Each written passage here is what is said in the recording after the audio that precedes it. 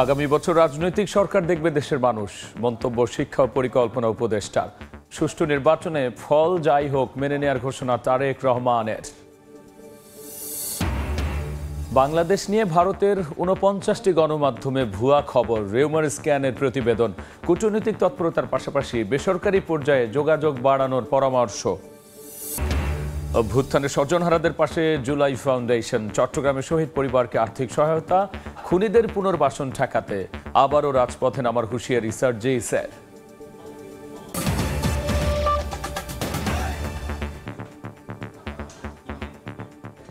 জনপদের সময় সঙ্গে আছি আমি গোলাম রাব্বি। ভারতের ৪৯টি গণমাধ্যমে বাংলাদেশ নিয়ে ভুয়া খবর ও গুজব ছড়িয়েছে, এমনটা বলছে ইন্টারন্যাশনাল ফ্যাক্ট চেকিং নেটওয়ার্কের স্বীকৃতি পাওয়া তথ্য যাচাই সংস্থা রিউমার স্ক্যানার। প্রতিষ্ঠানটি মনে করে অপতথ্য ছড়ানোর প্রকৃত অবস্থা আরও ভয়াবহ। একজন বিশ্লেষকের পরামর্শ, কূটনৈতিক তৎপরতা বাড়ানোর পাশাপাশি ভারতে বেসরকারি পর্যায়েও যোগাযোগ বাড়াতে হবে এই অন্তর্বর্তী সরকারকে। হাসিনার পদত্যাগের পর তার নামে ভুয়া খোলা চিঠি, অন্তর্বর্তী সরকারের প্রধান উপদেষ্টা ডক্টর মোহাম্মদ ইউনূসের আইসিইউতে ভর্তি হওয়া, বাংলাদেশে নিষিদ্ধ জঙ্গি সংগঠনের উপর নিষেধাজ্ঞা তুলে নেয়া, ট্রাম্পের বিজয়ের পর ডক্টর ইউনূসের ফ্রান্সে পালিয়ে যাওয়ার মতো নানা ভুয়া খবর ছড়াচ্ছে সামাজিক যোগাযোগ মাধ্যমে। আর সেগুলোই জায়গা করে নিচ্ছে ভারতের নানা খবরের কাগজ আর টেলিভিশনগুলোতে।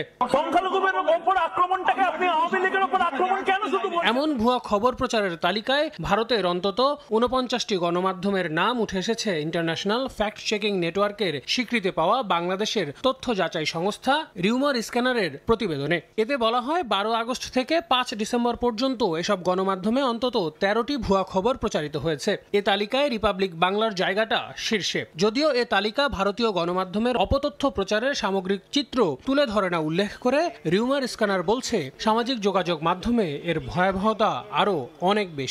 প্রতিবেদনে কখনোই সার্বিক চিত্র উঠে আসেনি, মানে এর ভয়াবহতা আর অনেক বেশি। মিডিয়া লিটারেসি যদি, কনফার্মেশন বায়াস, এই বিষয়গুলো যদি মানে আমাদের মানুষকে ভালোভাবে জানানো হয়, তাহলে এই বিষয়তে পরিত্রাণ পাওয়া সম্ভব।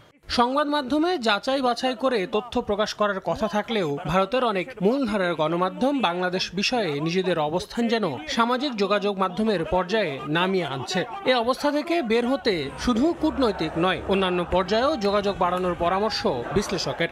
একতরফা যেই সম্পর্ক ছিল, বিশেষ করে একটা দলের সাথে বা ওই দলের সমর্থকদের সাথেই ছিল, বড় আকারে জনগণের সাথে সম্পর্ক ছিল না। এখন দরকার হলো কূটনীতির সরকারি কাঠামোগুলো যেমন ব্যবহার করা দরকার, আবার সরকারের বাইরে যে কাঠামোগুলো সেগুলো ব্যবহার করা দরকার। তাহলে হয়তো একটা ভারসাম্য, যে কাঠামোটা আমরা চাচ্ছি, সেটা হয়তো বুঝাতে পারবো।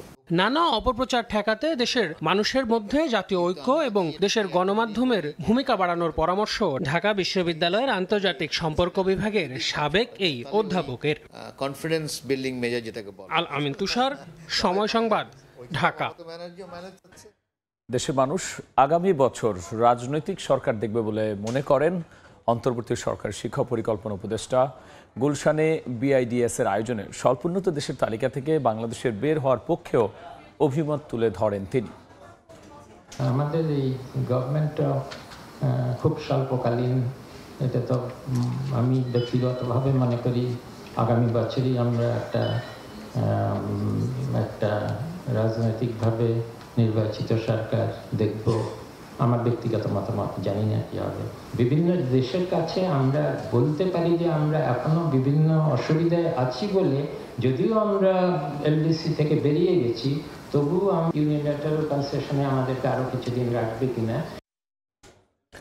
সুষ্ঠু নির্বাচনে ফল যাই হোক মেনে নেবে বিএনপি। ফরিদপুরে বিভাগীয় কর্মশালায় ভার্চুয়ালি যুক্ত হয়ে কথা বলেছেন ভারপ্রাপ্ত চেয়ারম্যান তারেক রহমান। কর্মশালায় ৩১ দফার উপর আলোচনা ও প্রশ্নের জবাব দেন চেয়ারম্যান। তিনি বলেছেন, জনগণের সমর্থন নিয়ে দেশ পরিচালনার সুযোগ পেলে ৩১ দফা বাস্তবায়ন করা হবে। জনগণের আস্থা অর্জনে নেতাকর্মীদের কাজ করার নির্দেশ দিয়েছেন দলের ভারপ্রাপ্ত চেয়ারম্যান।